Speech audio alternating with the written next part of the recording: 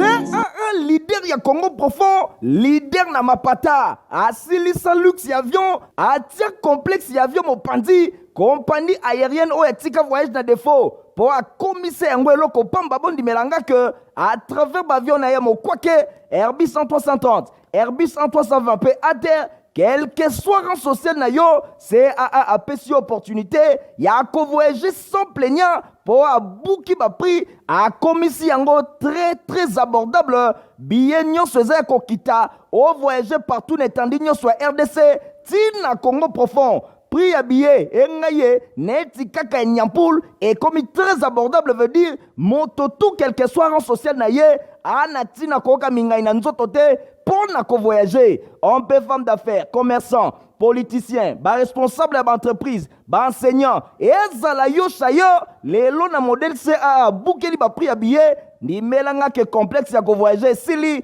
pour a tafouni ba prix, et commis très abordable. CAA a tieli bino les sous 5 fréquences mokoka par semaine, na destination Kinshasa, Goma, Kinshasa, na Airbus 330 na ye, 9 fréquences mokoka par semaine, na destination Kinshasa, Lubumbashi, Kinshasa, en raison de 7 fréquences na Airbus 330, P2 fréquences na Airbus 320. Et s'ilité, 2 jours par semaine, vol à Kinshasa, Lubumbashi, Kinshasa, et Kobanda Kozala avant midi, puis après-midi. Ah, CAA, Osaka Boepoa Nini, au commissaire qu'on voyager dans Congo profond, na first class, veut dire première classe, Masolo et Sili, luxe et noblesse ya Nyama, mais na Congo profond, mon côté na terrain, CAA, Mfumu ya Mapata. Kinshasa, Congo, Brazzaville, Angola, Mbote, na bino bisika nyos tu bozwa mi lelo to fongola. Journal la biso na ngamba présidence pour la kotali sabino ndenge ambiance et renya ki makasi kuna na aéroport international Yanjili avant arrivée ya président de la République Félix Antoine Tshisekedi Tshilombo héritier Mapindemi Domi Bendelo Ngwanza bazala ki kuna na compte ya Info Lingala.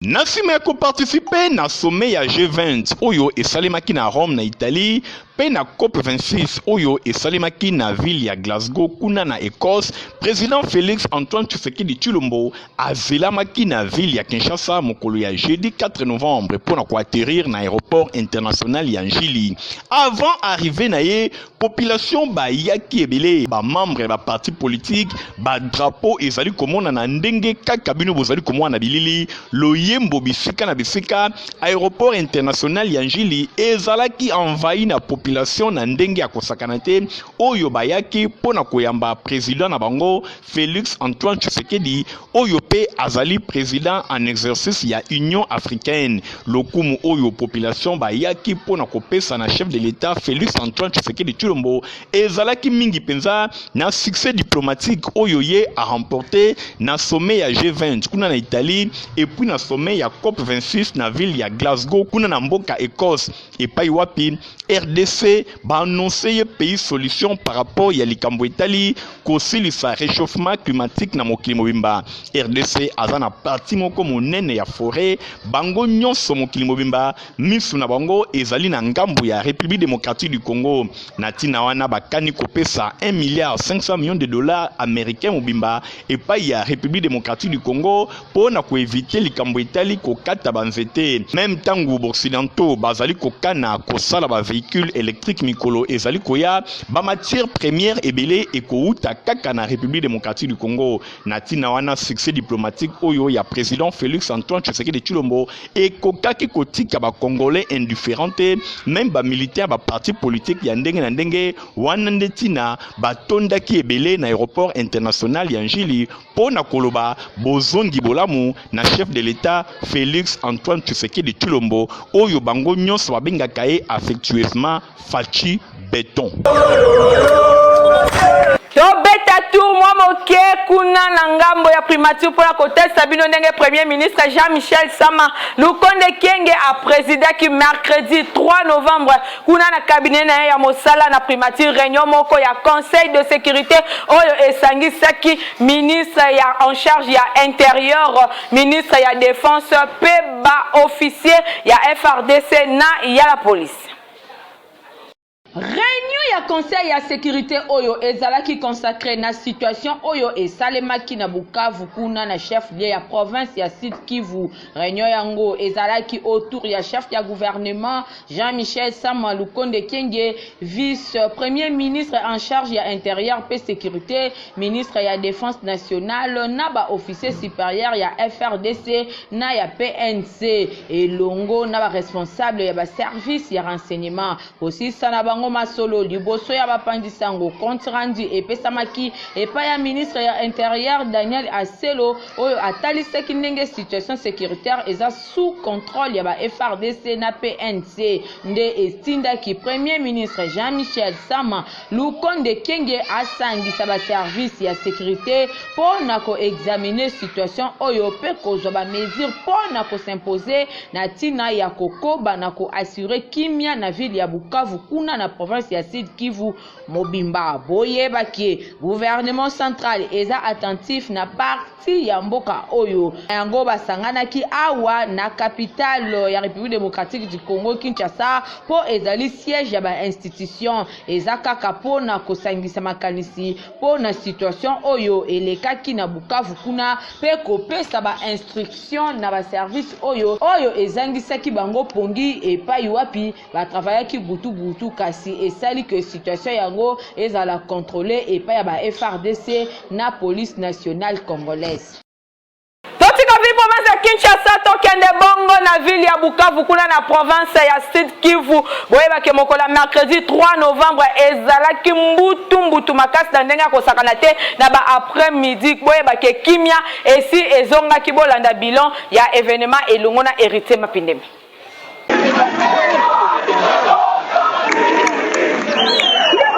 Population ya ville ya Bukavu balamukaki mokolo ya mercredi 3 novembre na Menduki ezali kolela. Population azali kokima bisika na bisika kimia penza ezalaki te pamba te activité nyonso ezalaki paralysé. Raison ezalaki nini? Incursion ya ba rebelle ya CPC 64 bango bakotaki pona ko assiéger ville mobimba ya Bukavu kasi bakutanaki na résistance moko ya makasi ya ba FRDC oyo bapanzaki groupe oyo pe groupe oyo bakokaki kosala eloko moko ya malonga te kasi panique ezalaki mingi na ngambu ya population pamba te babandaki kokima dans tous les sens et puis information et circulaki rapidement te pona koyeba soki eloko nini ekomelaki bango na ville ya Bukavu. Après ba FRDC ba maîtrisaki mouvement oyo ya CPC 64 bongo ba responsable ya ville ya Bukavu topé ya province ya Sud Kivu ba salaki communication pona ko annoncer bilan oyo esalemaki mingi na monoko ya Teongwa Bidje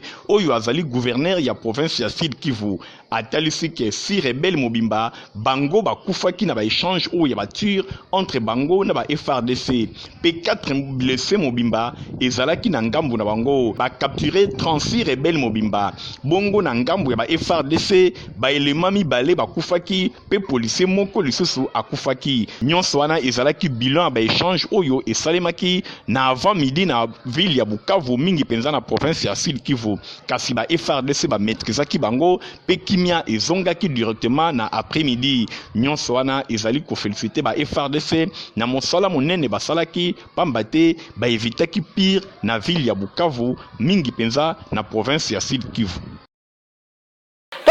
La ville province ya Kinshasa pour la hôtel Sabino Nenge coordonnateur ya camp de résistance pe cadre ya PPRD Victor Bosoku asangisa ki mercredi 3 novembre kuna secrétariat général ya PPRD ba structure oyo ye akambaka pona ko conscientiser bango par rapport ya ba marche oyo baza ko préparer Michael Bristoto Christian Kangebeni bazaki kuna na compte ya Info Lingala. Véritable leader de masse, les bulldozers, Victor Bosoku et Kaka, bakisele les leaders de jeunes, l'icône de la jeunesse congolaise. Ndenge mesana ko drainer ba foule depuis batango moko à cause ya charisme na ye, azalaki awa moko la mercredi 3 novembre na siège national ya PPRD na commune à Gombe. Ensemble ne tout le ba membre ya ba structure na loko la camp de résistance, les amis de Victor Bosoku, pe dynamique Victor Bosoku. Bondi melangai ke ba indisaki na ndenga kosakana te. Kutu côté camp de résistance ezalaki nde yombe suka po ba district tout bayaki Changu, Funa, Lukunga pe Mwamba, système ezalaki ya Nyata Moninga Senga pardon. Sur place les leaders des jeunes, Victor Bosoko et Kaka, avandisaki civisme na ndenge ya nyama, et pa ya ba membre nyonso ba différentes structures na ye, atalisaki bango face ya ba événement eminene ezali koya, lokola ba marche, pe misusu, alobaki na ba membre na ye, ba éviter surtout ba comportement ya mabe, ba anti-valeur, ba bukate, ba fingate, surtout ba provoquer te ba agent à la police, oyo bazalaka komi pour encadrement. Victor Bosoku. Makambo etali ba jeune il faut pas participer dans ba jeu à 2023 massivement et là on a dit bosso to c'est ba et là quoi mi balé quelle attitude na ba niveau auto comme nango en tant qu'opposition qui dit opposition qui dit marche mais attitude na yo kozala ndenge nini pendant marche d'abord il faut autorisation et où dans la matari sans autorisation et outil la matari a coupé Sabino encadrement il y a la police il faut tout éviter parce que le réclamer il a réclamé programme des autres il a réclamé la gratuité et enseignement mais il faut ça ma attitude ni le pour adopter pendant cette démarche au temps pour la tête pour le L'occasion faisant les larrons sur place, lokola zalaka mfumu ya papa social, apesaki mama moko fond et kuba, likolo ya oya zalaka na yango, geste wana, en tout cas tikaki mama kimiate. Ati ada mwana na bote ya bimunanga, kambe atombola ena makabola eti. Ah oui, les leaders de masse, Moutou Yabatou, désormais les bulldozers, pour Azako Bouka Bakal Nyoso, Victor Bosoko et Kaka, l'homme du moment, Awako Batobandi Mayo, Nanyangwa Boya, Soki Kaka et Leki, Akenene ko vivre na Jupiter, pour kuna pe planète. Kasi awa planète Terre, ezali mabele na yo Victor Bosoko, Ingeta. Fondation Denis Nyakero Tshisekedi oye kambake pa na ye moko première dame ya République démocratique du Congo mama Denis Nyakero Tshisekedi bazui prise en charge ya artiste comédien Yandi Mosi oyo mikolo ezali koya azokende kozwa soin bongo kuna na Afrique d'ici de Stéphanie Skande Nathalie Kaila Kapenda. Artiste comédien Mungendi Kangai Noël Yandi Mosi kombo oyo ayibani nango na scène ayambamaki na coordination ya Fondation Denis Nyakero Tshisekedi nyonso na cadre ya programme ya soutien médical na oyo etali ba artiste comédien na appui na axe ya santé ya fondation azali kobela problème ya cœur Yandi Mosi asengami kokende na Afrique du Sud na baswe moko approprié lokola azali na couverture ndenge moko na ba artiste comédien nyonso pe famille na bango police assurance maladie oyo ezali signé entre Fondation Denis Nyakero Tshisekedi na Active Assurance yango nde esali ke balandela ba suivi médical na cadre ya police d'assurance oyo ya maladie.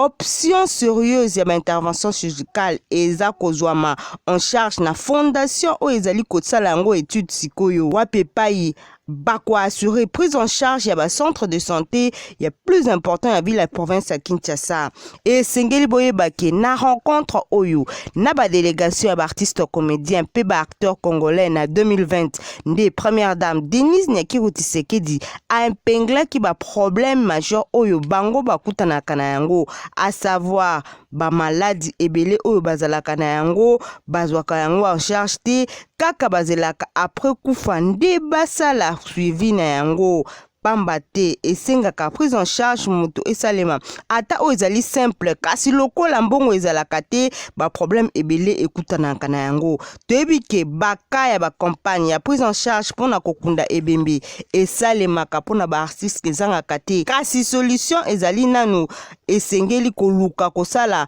tango moto azali ko combattre pona ko éviter makama ekoma kaka na même ordre d'idée tango bakutanaki na présidente ya fondation Denis Nyakero Tshisekedi azoki engagement ferme na bango fondation na axe ya santé bakosala nyonso pona kubakuluka ba moyen ya assurer prise en charge ya santé pona ba artiste comédien afin ya kosalisa bango tango bazali na bomoi kolinga te kosalisa moto soki akufi kasi salisa ye soki aza na bomoi ndenge Denise Nyakeru Tshisekedi alansaki. Première part basalaki na un partenariat au batiaki en place na HJ hôpital ya limité première rue accord ango ezalaki ko assurer prise en charge ya ba artiste répertorié na association ya ba artiste o ezali représenté pa ya Elombe kaka na cadre ya kubakisa ba centres médicaux pona o etali prise en charge pe ko répondre ba problématique géographique nde mikolo ezali koya ba bénéficiaire ba kozwala à travers ville province ya Kinshasa na ba centre o ba kozwa bango en charge kaka centre de santé mokonde ekoki ko poser problème en cas de nécessité ya prise en charge d'urgence. Nazo sengananu pardon bon excuse peut-être pour bazo déranger ngam nazo bela mais ceux qui malades yebike bazo sala au voyager faut avoir information oyebapé journée no kende ni nayebaki nanga jour de démarche en ndenge sala marate pour première fois na bela malade ezate que na bela on a voyagé déjà pour na yebisa banda lelo boyebake dossier nanga eza na rail donc etikali mikolo ya kotanga babenga ngai po na voyager na koloba date te na couleur région Bosengali koyeba que centre missionnaire d'adoration sema na bokuse we kambamaka et pas révérend pasteur Micho Olenga Kunga bazaka organisé 5e édition ya convention de vrais adorateurs du Christ Kovac na bokuse en même temps ba ko célébrer 5 ans ya existence ya église na bango boye ba kengo ko salema le 12 décembre 2021 kuna na siège ya église na bango Michael Bristot.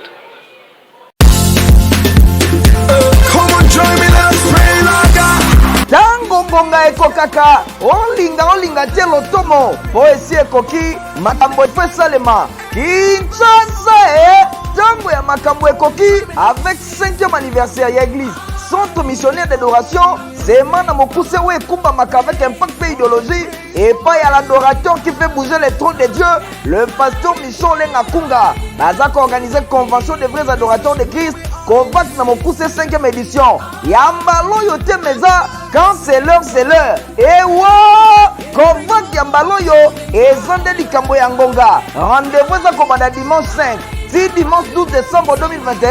chaque jour de 17h à 19h45 8 journées mokoka ya démonstration ya nguya ya nzambe ya epakwa kolo ye moko kozala rendez-vous na ngwende na ya bokonzi moto ekopela kosakana te bikambo ekosalema ebongo basali ya nzambe bilombe oyo bakokumbela milulu oyo 5e édition ya Kovac pasteur Faustin Ikaka pasteur Raphaël Vubu pasteur Ezekiel Beponga ya Sema pasteur Dona Ebondo ya Mwanda Docteur Stéphanas Kande, payé moko otia milulu, l'adorateur qui fait bouger les trônes de Dieu et qui fait trembler les démons. Révérend Micho Olenga Kunga, kozanga na yokutu rendez-vous ote yaya, otuninga kozala wapi temple du centre missionnaire d'adoration Sema, oyo somi na avenue Kimbangu numéro 2, quartier Sebo na commune ya Monga Fula, référence croisement et baveni d'Amsope Kimbangu. Et bon mon côté ndoule, engaye groupe Maranatha, bakoneto la bokondi ankolo et longona ba groupe misusu. Ah oui, lelo eza lelo, wana eza kadonza ba pesio au travers 5e édition à Kovac. Quand c'est l'heure. Ngonga ekoki, kozanga te.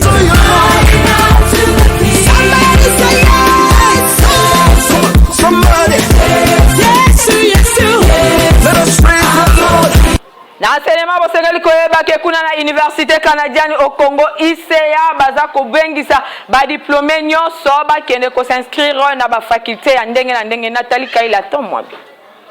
Ozwi diplôme d'état mutu eza kotungisa yo pona ko continuer ba études universitaires ndeko yoka tikana yebisa bino ozali na posa ya kotanga po oza musala mbala moko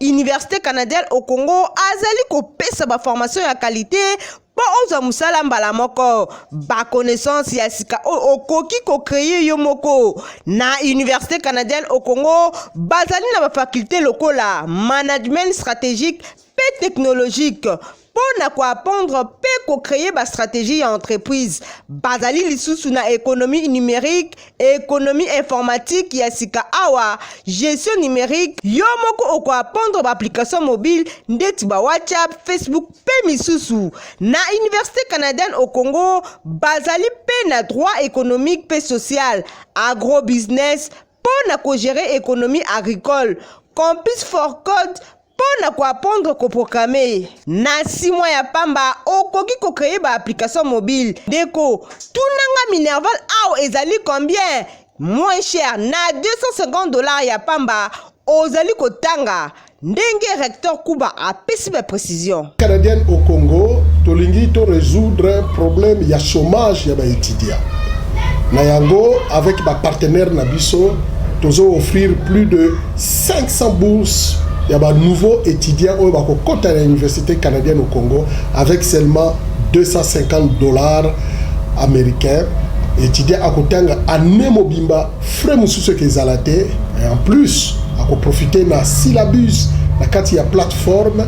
et ba TP ba biloko nyo surtout to tiango na katia internet pour na sa formation ya malamu na ba étudiants. Seulement avec $250, étudiants à quoi apprendre le management technologique, le management stratégique, économie numérique, à quoi apprendre comment ça la code, la application mobile, yangonde ezali misala ya avenir, yangonde et que pesa bango misala pour après ba études universitaires na bango base la sous na chômage te nde yango opportunité munene to pesa pas d'étudiants pe tozo ko senga ba parents batindi la biso bana ba ya kozwa formation o ya nouveau millénaire bandi melangai $250 ya pamba nanu na monate Université canadienne au Congo moins cher pour le peuple congolais. Na Université canadienne au Congo bac organisé concours pour la bourse d'études mokolo ya vendredi 29 octobre na ngonga à 10h. Université canadienne au Congo ezwami bongo na première rue Lumete.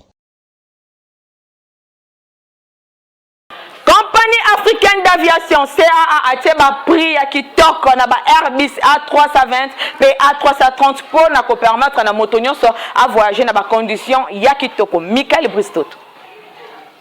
CAA leader ya Congo profond, leader na mapata, asilisa luxe ya avion, atia complexe ya avion mopandi, compagnie aérienne o etika voyage na défaut. Pour commissaire Ngwelo Kopamba Bondi Melanga que à travers l'avion na yamo kwake Airbus 330, Airbus 320 pe à terre quel que soit rang social na yo CAA a pesi opportunité ya ko voyager sans plaignant pour a bouki ba prix a commissi yango très abordable billet nyonso za ko kita o voyager partout n'étendue nyonso RDC tina Congo profond. Prix à billet, engaye, neti kaka nyampoul, et comme très abordable veut dire, moto tout quel que soit rang social naye, anati na koka mingai na nzotote, pour na ko voyager. On peut femme d'affaires, commerçant, politicien, ba responsable d'entreprise, ba enseignant, et ezala yo chayo, les lots na modèle CAA, boukeli ba prix à billet, ni melanga que complexe ya ko voyager, sili, pour a tafouni ba prix, et commis très abordable.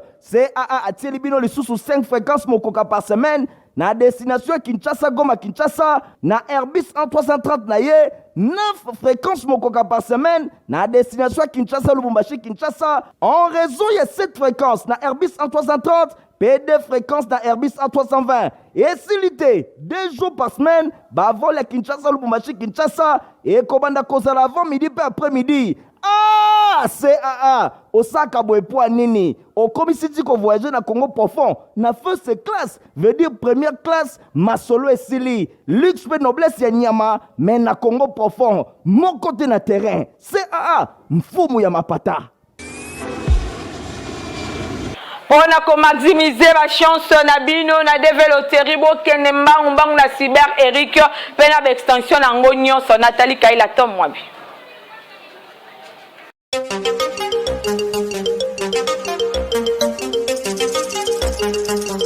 Gaga. Bandi masolo ya DV Loterie 2023 depuis mokolo ya le 6 octobre ti mokolo ya le 9 novembre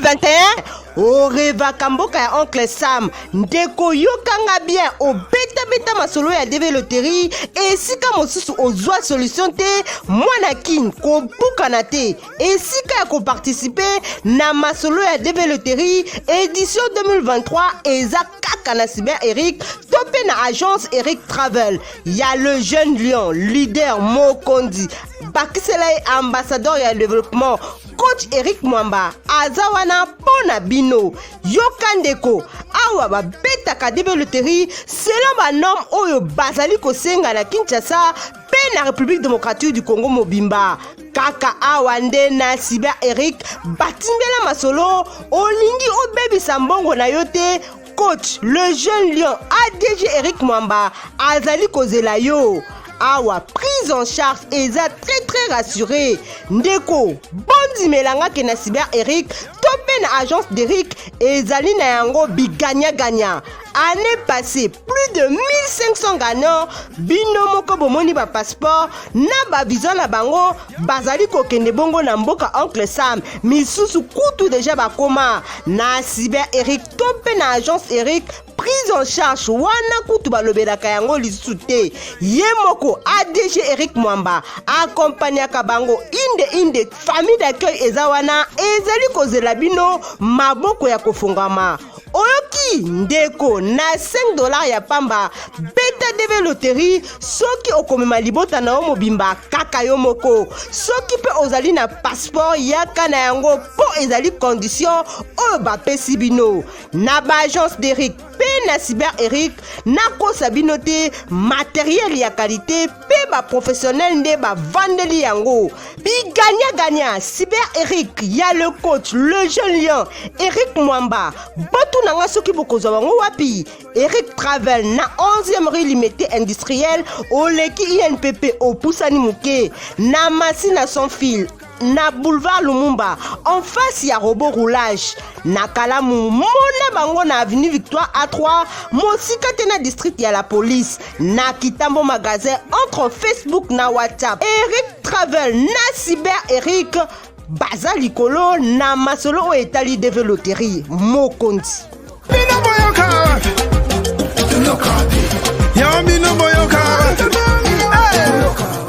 ONG Congo de l'espoir ya mwana mboka mao tuene baza kosunga bato pona bazwa ba bourse ya kokoma kuna na mboka Chypre en même temps baza kopesa formation na cours de langue pe informatique Michael Bristoto Stéphane Skande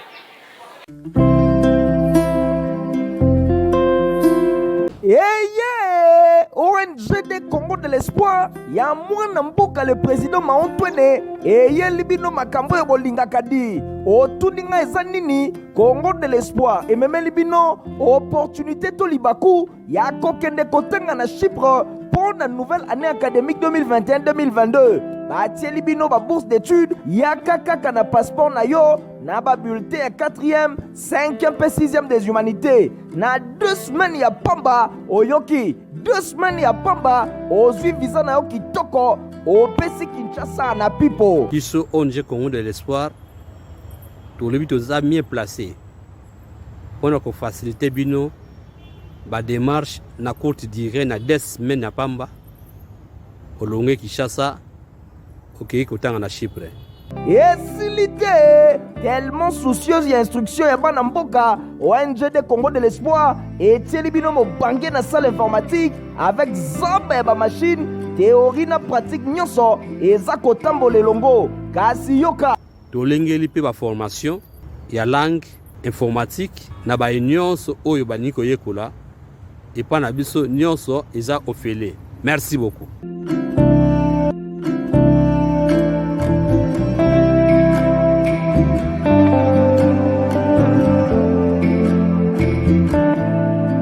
okanisi esili tin Congo de l'espoir ya président Maontwene etieli bino bacours ya alphabétisation gratuite yaka koyekola français anglais pe lingala okofuta eloko te otuninga ya adresse Pona ba renseignement ya kokene kotanga na Chypre, pe ba cours informatique yaka na route Matadi numéro 3 bis. Référence Arrêt Liboulou, Camp Badiading. Kasi pona ba cours de langue, topé alphabétisation yaka na route bypass Arrêt Munongo na avenue Kimwingu numéro 43 p 45 na kati école excellence. Ah, Congo de l'espoir. Président Maontouene Balobi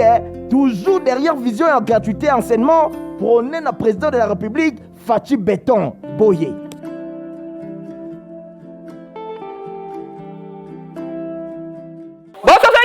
Suka journal ya peuple pona peuple merci mingi na Anemon Pumpa oya kumbela ki édition na sima caméra tozaki na Kiko Yosa montage sima maki na Christian Kiangebeni.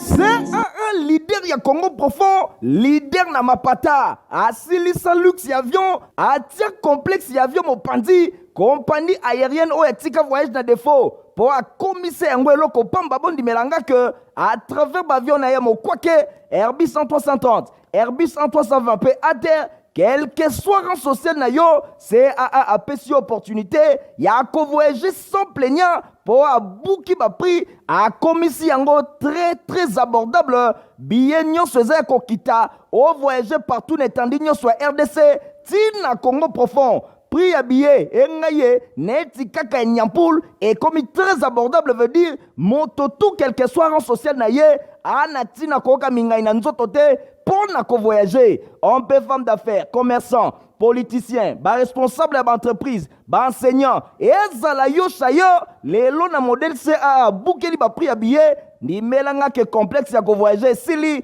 pour a tafouni ba prix, et commis très abordable. CAA a tieli bino li sous 5 fréquences mokoka par semaine, na destination Kinshasa Goma Kinshasa, na Airbus 330 na ye, 9 fréquences mokoka par semaine, na destination Kinshasa Lubumbashi Kinshasa, en réseau il y a 7 fréquences na Airbus 330, P2 fréquences na Airbus 320. Et s'il 2 jours par semaine, bah vol à Kinshasa Lubumbashi Kinshasa, et commande à cause à l'avant midi puis après-midi. Ah, CAA, Osaka Boepoa Nini, au commissaire qu'on voyage na Congo profond, na first class, veut dire première classe, Masolo et Sili, luxe pe noblesse ya Nyama, mais na Congo profond, mon côté na terrain, CAA, mfumu ya mapata.